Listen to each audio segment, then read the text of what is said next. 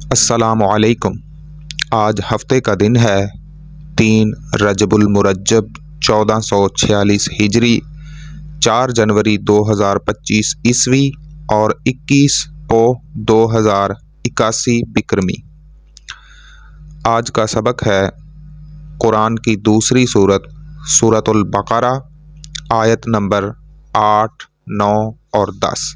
اعوذ باللہ من الشیطان الرجیم، میں اللہ کی پناہ چاہتا ہوں شیطان مردود کے شر سے۔ بسم اللہ الرحمن الرحیم، اللہ کے نام سے شروع کرتے ہیں جو بڑا مہربان انتہائی رحم کرنے والا ہے۔ وَمِنَ النَّاسِ مَن يَقُولُ آمَنَّا بِاللَّهِ وَبِالْيَوْمِ الْآخِرِ وَمَا هُمْ بِمُؤْمِنِينَ، اور لوگوں میں سے کچھ ایسے بھی ہیں جو کہتے ہیں کہ ہم اللہ اور قیامت کے دن پر ایمان لاتے ہیں، حالانکہ وہ مومن نہیں ہیں۔ یخادعون اللہ والذین آمنوا وما یخدعون الا انفسهم وما یشعرون، وہ اللہ اور ایمان والوں کو دھوکہ دیتے ہیں اور وہ اپنے نفس کو ہی دھوکہ دیتے ہیں اور انہیں احساس نہیں ہوتا۔ فی قلوبہم مرض فزادہم اللہ مرضا ولہم عذاب علیم بما کانوا یکذبون، ان کے دلوں میں بیماری ہے، پس اللہ نے ان کی بیماری میں اضافہ فرمایا اور ان کے لیے دردناک عذاب ہے اس جھوٹ کی وجہ سے جو وہ بولتے ہیں۔ تفسیر تفہیم القرآن خلاصہ، آیت نمبر 8۔ یہ آیت منافقین کے بارے میں بتاتی ہے جو زبان سے تو ایمان کا دعویٰ کرتے ہیں لیکن دل سے کافر ہوتے ہیں۔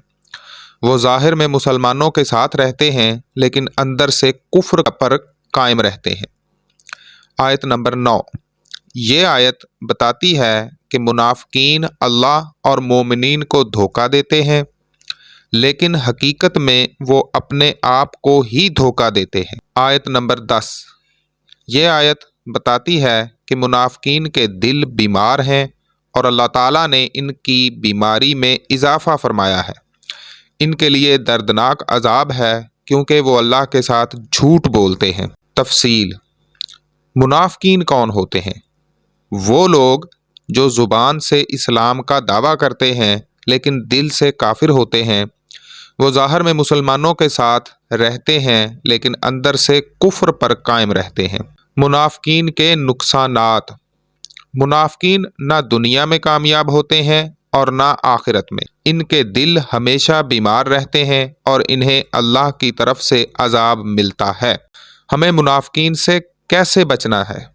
ہمیں اپنے ایمان کو مضبوط کرنا چاہیے اور اللہ تعالیٰ کی اطاعت کرنی چاہیے۔ ہمیں منافقین کی باتوں پر یقین نہیں کرنا چاہیے اور ان سے دور رہنا چاہیے۔ نتیجہ، یہ آیات ہمیں ایمان اور کفر کے فرق کو سمجھنے میں مدد کرتی ہیں۔ ہمیں ہمیشہ سچے ایماندار بننے کی کوشش کرنی چاہیے اور منافقین سے دور رہنا چاہیے۔